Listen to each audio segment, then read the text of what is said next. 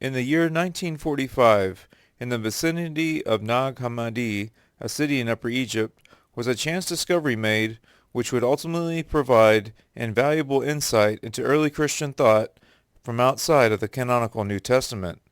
For this particular find was not a treasure trove of jewelry or gold coins, but of ancient Christian documents that would come to be known as the Gnostic Gospels.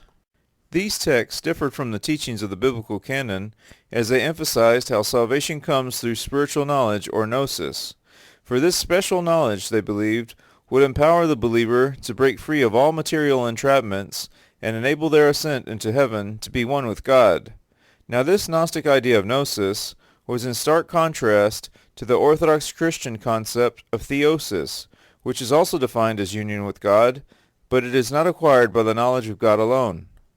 Rather, theosis is achieved through prayer, repentance, and participation in the sacraments of the Church. Going further, the knowledge of the Gnostics may not in fact be the true knowledge of the true God, but instead it may be classified as occult knowledge, which stands emphatically against the teachings of the canonical Gospels and also falls outside the precepts of genuine Orthodox Christian spirituality. Gnosticism originated in the early centuries of the Christian era, around the 1st to 2nd centuries AD. It emerged side by side with early Christianity and drew on various religious, philosophical, and mystical traditions, including Hellenistic Judaism, Platonic philosophy, and elements of ancient Egyptian cosmology. Gnostic beliefs often centered around the idea of gnosis or spiritual knowledge, which was seen as a key to salvation. Gnosticism was notably influential in regions such as Egypt, particularly in cities like Alexandria, and spread throughout the Roman Empire. It was characterized by a diverse set of texts and teachings that often emphasized dualistic views of the material and spiritual worlds. However, it's important to note that Gnosticism was not a monolithic movement, for there were many different Gnostic sects with varying beliefs about Jesus, creation, and salvation.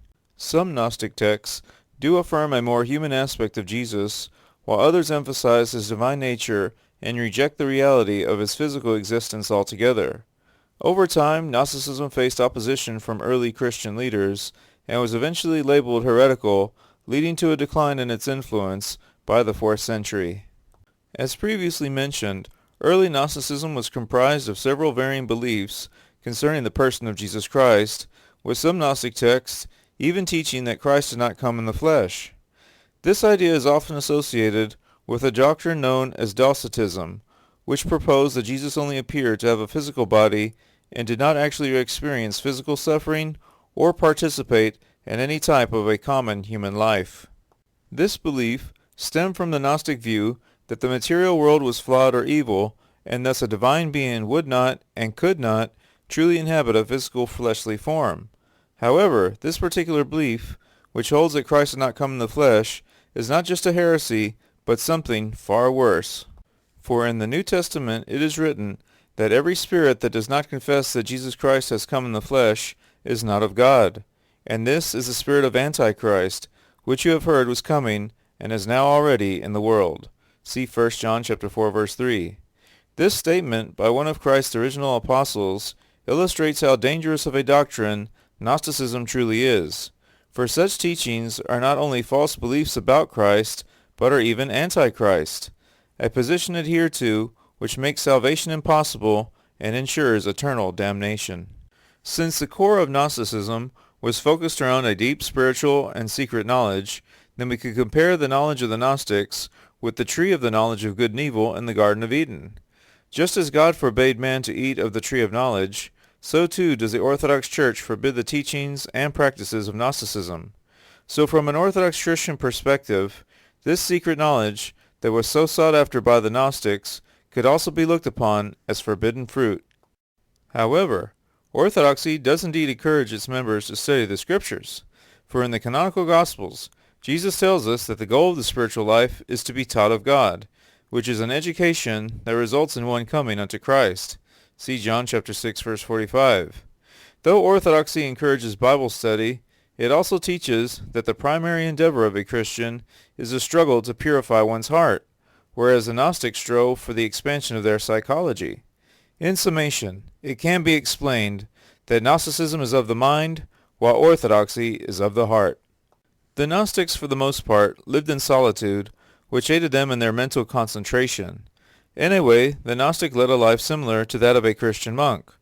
This solitary interior path of Gnosis was promoted in the teachings found in the Gnostic Gospels, primarily the Gospel of Thomas. But again, the differences between the Christian monk and the solitary Gnostic is marked by how the Gnostic sought esoteric knowledge for their salvation, while the traditional monk lived a life of obedience, repentance, and the struggle to mortify the passions of the flesh and spirit. But even with these surface similarities, the fanaticism and occult vibrations of Gnostic Christianity would in turn prove no match against mainstream Orthodox Christianity. Gnosticism was further driven underground through the writings of Saint Irenaeus, who officially condemned Gnosticism in his 5-volume book Against Heresies, which he composed around the year 180 A.D. When gazing back into the early days of the Christian movement, as the Church of Christ was forming itself into a more unified and organized body, do we witness how conflicts arose between the rebellious Gnostics and the institutional framework established by the original apostles of Jesus Christ. Ultimately, the patristic tradition of Orthodox Christianity would emerge dominant and authoritative, causing Gnosticism, along with its Gospels, to be expelled from the genuine apostolic church. For the early church fathers encouraged their Orthodox communities to cling to the faith handed down to them from the apostles, such as the reading of the approved scriptures, observance of church rituals, and the recognition and obedience to the hierarchy of priests and bishops. St. Paul also wrote about the dangers of believing in any other gospel that was not preached by himself and the other apostles. See Galatians chapter 1, verses 6 through 9.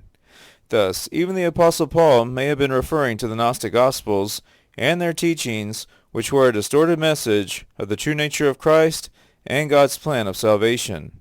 For to be an Orthodox Christian means to possess the true knowledge of God, while a Gnostic is one whose knowledge of God is false. This is the Leap of Faith.